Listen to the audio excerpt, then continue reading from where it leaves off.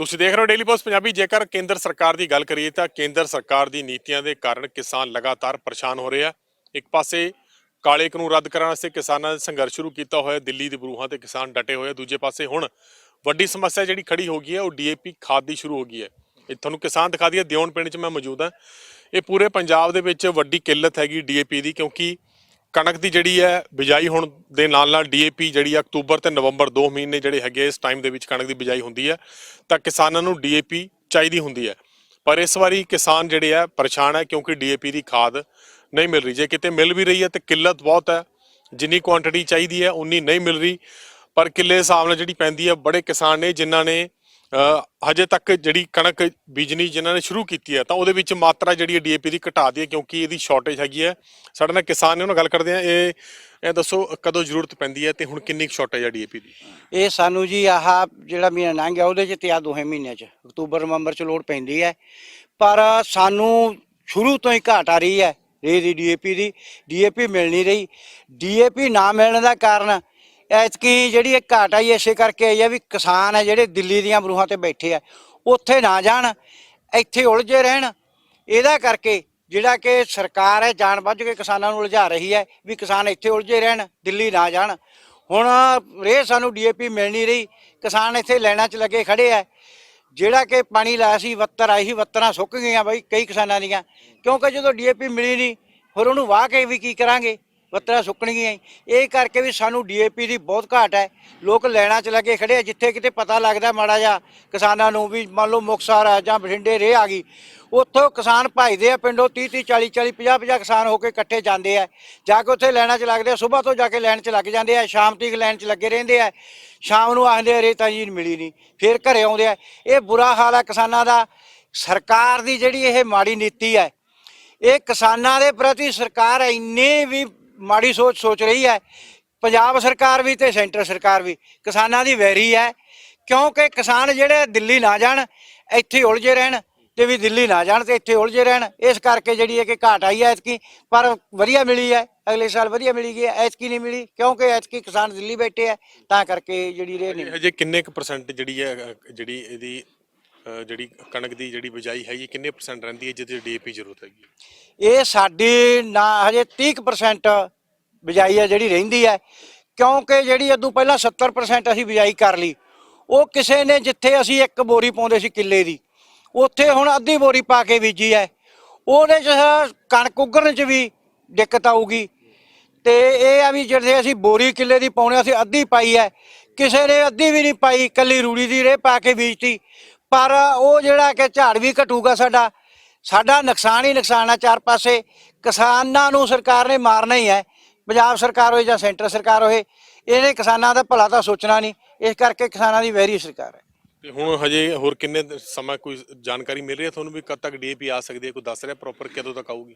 ਇਹ ਜੀ ਕੋਈ ਸਾਨੂੰ ਪ੍ਰੋਪਰ ਜਾਣਕਾਰੀ ਨਹੀਂ ਮਿਲ ਰਹੀ, ਕਿਉਂਕਿ ਜਦੋਂ ਸਾਨੂੰ ਕੋਈ ਮਾੜਾ ਜਿਹਾ ਕਿਤੇ ਪਤਾ ਲੱਗਦਾ ਹੈ, ਕੱਲ ਸਾਨੂੰ ਪਤਾ ਲੱਗਾ ਸੀ ਆਪਣੀ ਸਟੇਟੀ 'ਚ ਖਾਦ ਆ ਰਹੀ ਹੈ, ਕੱਲ ਦੇ ਲੋਕ ਇੱਥੇ ਗੇੜੇ ਮਾਰ ਰਹੇ ਹੈ ਵੀ ਆਊਗੀ। ਹੁਣ ਅੱਜ ਵੀ ਸੁਬਾਹ ਤੋਂ ਆ ਕੇ ਕਿਸਾਨ ਇੱਥੇ ਬੈਠੇ ਹੈ ਵੀ ਰੇਹ ਮਿਲੂਗੀ, ਪਰ ਕਿਸੇ ਨੂੰ ਹਜੇ ਤੱਕ ਰੇਹ ਨਹੀਂ ਮਿਲ ਰਹੀ।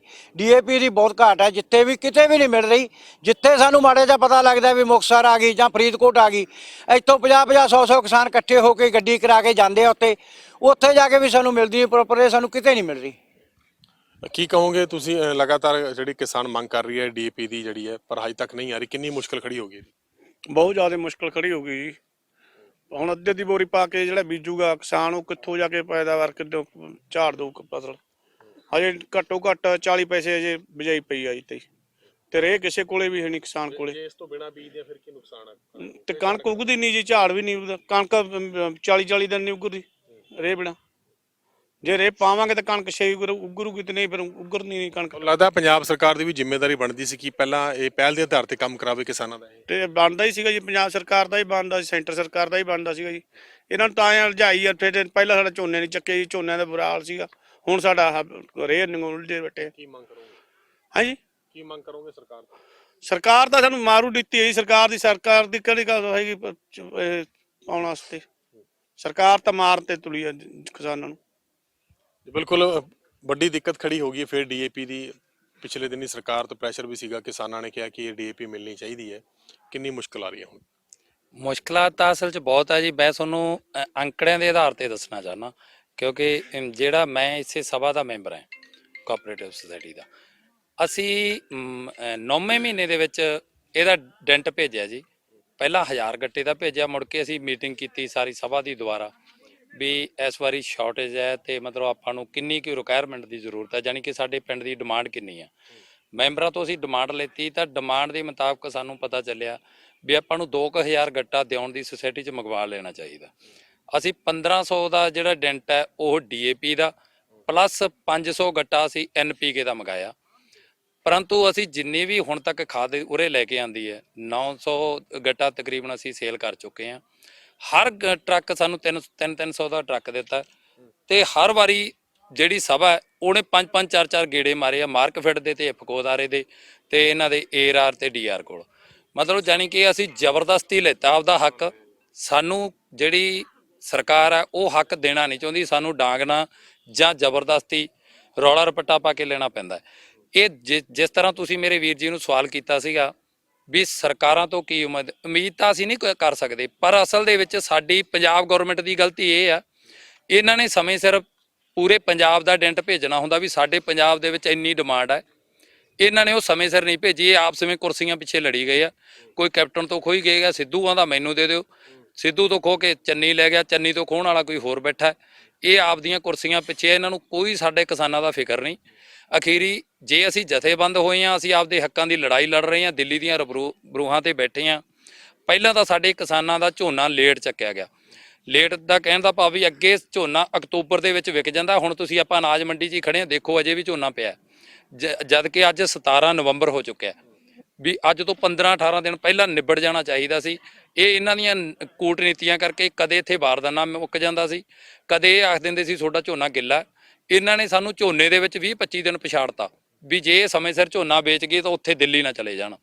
ਹੁਣ ਇਹਨਾਂ ਦੀ ਸੋਚ ਇਹੀ ਆ ਵੀ ਇਹ ਅਸੀਂ ਅਸਲ ਦੇ ਵਿੱਚ ਅਕਤੂਬਰ ਤੇ ਅੱਧ ਨਵੰਬਰ, ਜਦੋਂ ਕਿ ਹੁਣ ਤੱਕ ਪੂਰੀ ਦੀ ਪੂਰੀ ਮਤਲਬ ਬਿਜਾਈ ਕਣਕ ਦੀ ਲਗਭਗ ਹੋ ਚੁੱਕੀ ਹੁੰਦੀ ਹੈ। ਸਿਰਫ ਤੇ ਸਿਰਫ ਜਿਹੜੇ 10% ਸਾਡਾ ਕਾਟਨ ਬੈਲਟ ਹੈ ਜਿਹੜਾ ਅਸੀਂ ਨਰਮਾ ਬੀਜਦੇ ਹਾਂ ਉਹੀ ਬਾਕੀ ਰਹਿ ਜਾਂਦੀ ਹੈ। ਇਸ ਵਾਰੀ ਮੇਰੇ ਵੀਰ ਨੇ ਅੰਕੜਾ ਥੋੜਾ ਗਲਤ ਦਿੱਤਾ। ਮੈਂ ਤੁਹਾਨੂੰ ਅੰਕੜੇ ਦੀ, ਕਿਉਂਕਿ ਮੈਨੂੰ ਤਾਂ ਇੱਥੇ ਪਤਾ ਵੀ ਕਿੰਨੀ ਚਲੀ ਗਈ, ਮੈਂ ਤੁਹਾਨੂੰ ਦੱਸਿਆ ਵੀ 2000 ਦੇ ਵਿੱਚੋਂ 900 ਗੱਟਾ ਹੀ ਸੇਲ ਕੀਤਾ, 1100 ਗੱਟਾ ਬਾਕੀ ਹੈ ਅਜੇ, ਤੇ ਲਗਭਗ ਅਸੀਂ ਤਾਂ ਅਜੇ 40% ਸੇਲ ਕੀਤੀ ਹੈ। ਤੇ ਜਿਹੜਾ ਝੋਨੇ ਵਾਲਾ ਰਕਬਾ ਹੈ ਉਹਦੇ 'ਚੋਂ ਅਸੀਂ 60% ਕਵਰ ਕੀਤਾ। 40% ਝੋਨੇ ਵਾਲਾ ਬਿਜਾਈ ਵਾਲਾ ਰਹਿੰਦਾ ਤੇ 10% ਸਾਡਾ ਕਾਟਨ ਦਾ ਰਹਿੰਦਾ। ਅਜੇ 50% ਬਿਜਾਈ ਹੋਈ ਆ, 50% ਬਿਜਾਈ ਰਹਿੰਦੀ ਹੈ। ਜਿਹੜੀ ਬਿਜਾਈ 50% ਹੋਈ ਹੈ ਉਹਦੇ 'ਚ ਵੀ ਸਾਡੇ ਕਿਸਾਨ ਵੀਰਾਂ ਨੇ DAP ਦੀ ਜਿਹੜੀ ਪ੍ਰੋਪਰ ਖਾਦ ਦੀ ਮਤਲਬ ਪਰ ਏਕੜ ਦੇ ਹਿਸਾਬ ਨਾਲ ਆ, ਉਹ ਅਸੀਂ 50 ਕਿਲੋ ਤੋਂ ਲੈ ਕੇ ਖੇਤੀਬਾੜੀ ਯੂਨੀਵਰਸਿਟੀ 65 ਕਿਲੋ ਜਾਂ 60 ਕਿਲੋ ਤੱਕ ਰਿਕਮੈਂਡ ਕਰਦੀ ਹੈ, ਜਦੋਂ ਕਿ ਅਸੀਂ 20-20 ਕਿਲੋ ਪਾ ਕੇ ਹੀ ਬਿਜਾਈ ਕੀਤੀ ਹੈ। ਜਾਣੀ ਕਿ 60 ਕਿਲੋ ਦਾ 20 ਕਿਲੋ ਤੀਜਾ ਹਿੱਸਾ ਰਹਿ ਗਈ, ਤਾਂ ਉਹਦੇ ਨਾਲ ਤੀਜੇ ਹਿੱਸੇ ਨਾਲ ਸਾਡੇ ਆਉਣ ਵਾਲੀ ਝਾੜ 'ਚ ਵੀ ਕਮੀ ਆਊਗੀ, ਇਹਦੀ ਉਗਣ ਵਾਲੀ ਜਰਮੀਨੇਸ਼ਨ 'ਚ ਵੀ, ਕਿਉਂਕਿ ਜਦੋਂ ਇਹਦੀ ਹੀਟ ਦੇ ਨਾਲ DAP ਦੇ ਨਾਲ ਹੀ ਇਹ ਉਗਦੀ ਹੈ। ਉਹ ਸਾਰੀਆਂ ਸਮੱਸਿਆਵਾਂ ਸਾਨੂੰ ਆਉਣ ਵਾਲੇ ਸਮੇਂ ਲਈ ਪੈਦਾ ਹੋਣਗੀਆਂ। ਅੱਗੇ ਦੱਸੋ ਜੀ। ਬਿਲਕੁਲ, ਪਰ ਤੁਹਾਨੂੰ ਲੱਗਦਾ ਕਿ ਸਰਕਾਰ ਹਜੇ ਵੀ ਜਿਹੜੀ ਹੈ ਲਗਾਤਾਰ ਪੰਜਾਬ ਦੀ ਸਰਕਾਰ ਕਰ ਲਈ ਹੈ, ਹਜੇ ਵੀ ਉਲਝੀ ਹੋਈ ਹੈ। ਪਰ ਇਹ ਮਸਲਾ ਜਿਹੜਾ ਪਹਿਲੇ ਹੱਲ ਹੋਣਾ ਚਾਹੀਦਾ ਸੀ, ਜੇਕਰ ਪਹਿਲਾਂ ਹੱਲ ਕਰਦੇ ਤਾਂ ਕਿਸਾਨ ਨੂੰ ਪਰੇਸ਼ਾਨ ਨਹੀਂ ਹੋਣਾ ਪੈਣਾ ਸੀ। ਹਾਂ, ਮੈਂ ਤੁਹਾਨੂੰ ਇਹੀ ਸਵਾਲ ਦਾ ਜਵਾਬ ਪਹਿਲਾਂ ਵੀ ਦਿੱਤਾ। ਅਗਰ ਸਮੇਂ ਸਿਰ ਸਾਡੀ ਮੌਜੂਦਾ ਪੰਜਾਬ ਗਵਰਨਮੈਂਟ ਸਾਡੀ ਪੰਜਾਬ ਦੀ ਕੁੱਲ ਡਿਮਾਂਡ ਦੱਸਦੀ, ਭੇਜਦੀ ਇਹਨਾਂ ਨੂੰ, ਕੇਂਦਰ ਵਾਲਿਆਂ ਨੂੰ, ਵੀ ਸਾਡੇ ਪੰਜਾਬ ਦੇ ਵਿੱਚ ਇੰਨੀ ਲੱਗਦੀ ਹੈ, ਕਿਉਂਕਿ ਆਲਰੇਡੀ ਇਹਨਾਂ ਕੋਲੇ ਪਹਿਲਾਂ ਤੋਂ ਹੀ ਹੁੰਦੇ ਅੰਕੜੇ, ਉਹੀ ਅੰਕੜੇ ਭੇਜਣੇ ਸੀ ਵੀ ਸਾਡੇ ਇੰਨੀ ਬਿਜਾਈ ਹੁੰਦੀ ਹੈ ਤੇ ਇੰਨੀ ਸਾਨੂੰ DAP ਦੀ ਜ਼ਰੂਰਤ ਹੈ। ਇਹ ਸਾਡੇ ਕਿਸਾਨਾਂ ਦਾ ਹਿੱਤ ਇਹਨਾਂ ਨਾਲ ਕੋਈ ਨਹੀਂ। ਇਹ ਆਪਦੀਆਂ ਕੁਰਸੀਆਂ ਪਿੱਛੇ, ਕੁਰਸੀ ਦੀਆਂ ਕੋਈ ਲੱਤ ਲੈ ਕੇ ਭੱਜ ਗਿਆ, ਕੋਈ ਕੁਛ ਲੈ ਕੇ ਭੱਜ ਗਿਆ। ਹੁਣ ਚੰਨੀ ਨੂੰ ਢੇਗੀ ਬੈਠਿਆ, 3 ਲੱਤਾਂ ਤੇ ਉਹਨੂੰ ਕਰੀ ਬੈਠਿਆ, ਨਹੀਂ ਪਤਾ ਸਿੱਧੂ ਆ ਜੇ ਕਿ ਕਿਹਨੇ ਆਉਣਾ। ਅਸਲ ਦੇ ਵਿੱਚ ਸਾਡੇ ਪ੍ਰਤੀ ਕੋਈ ਵੀ ਮਤਲਬ ਪਾਏਬੰਦ ਨਹੀਂ ਹੈਗਾ।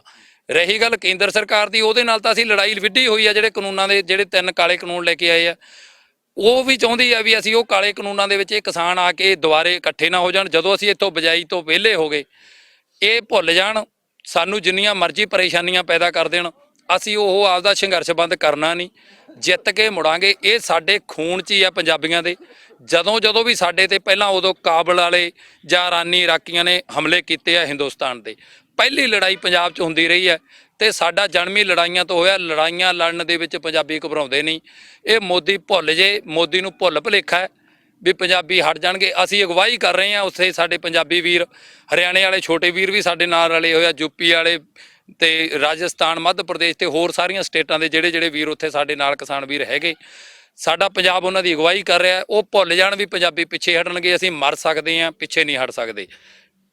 ਬਿਲਕੁਲ ਸੰਖੇਪ ਜਾਨਣਾ ਚਾਹੋਗੇ ਹੁਣ ਕੋਈ ਜਥੇਬੰਦੀ ਤੁਹਾਡੀ ਜਿਹੜੀ ਹੈਗੀ ਹੈ, ਪਤਾ ਲੱਗਿਆ ਕਿ ਸੀਐਮ ਦੇ ਨਾਲ ਮੀਟਿੰਗ ਹੈਗੀ ਹੈ, ਇਹ ਸਾਰੇ ਮਸਲੇ ਸਾਨੂੰ ਲੱਗਾ ਚੱਕੇ ਜਾਣਗੇ ਦੁਬਾਰੇ?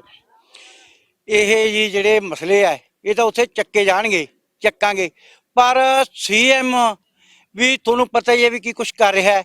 ਇਹ ਕਿਸਾਨਾਂ ਨੂੰ ਮਿਲਣਾ ਚਾਹੁੰਦੇ ਨਹੀਂ। ਅਸਲ ਤਾਂ ਇਹ ਜਿਹੜੀ ਕਾਂਗਰਸ ਹੈ ਇਹ ਵੀ ਸੈਂਟਰ ਸਰਕਾਰ ਦੀ ਲੀਹ ਤੇ ਤੁਰੀ ਹੋਈ ਹੈ।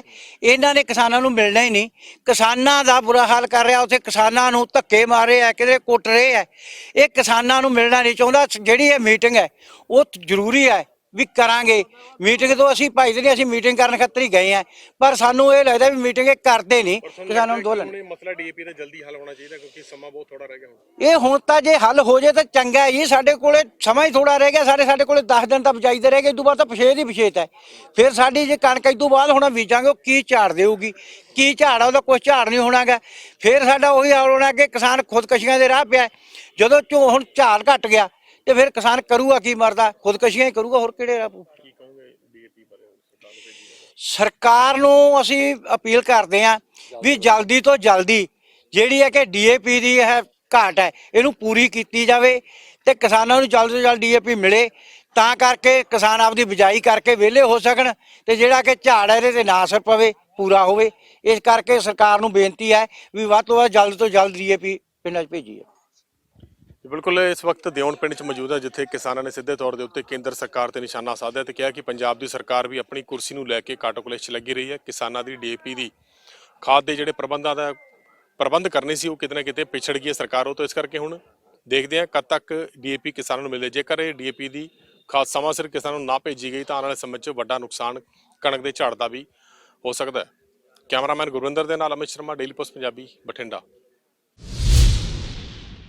ਆਖਰੀ ਮੌਕਾ ਉਹ ਸਟੂਡੈਂਟਸ ਵਾਸਤੇ ਜਿਨ੍ਹਾਂ ਦੀ ਐਪਲੀਕੇਸ਼ਨ ਕੈਨੇਡਾ ਲਈ ਪਹਿਲੇ ਰਿਜੈਕਟ ਹੋ ਚੁੱਕੀ ਹੈ। ਕੋਰਸ ਪ੍ਰੋਗਰੈਸ਼ਨ ਨਹੀਂ ਸੀ ਜਾਂ ਕੋਰਸ ਰੈਲੇਵੈਂਸੀ ਨਾ ਹੋਣ ਕਰਕੇ ਰਿਜੈਕਟ ਹੋ ਚੁੱਕੀ ਹੈ। ਫੋਨ ਚੱਕੋ, ਕਾਲ ਕਰੋ 90419 90419। ਹੁਣ ਇਹ ਆਖਰੀ ਮੌਕਾ ਗਵਾ ਨਾ ਲੈਣਾ।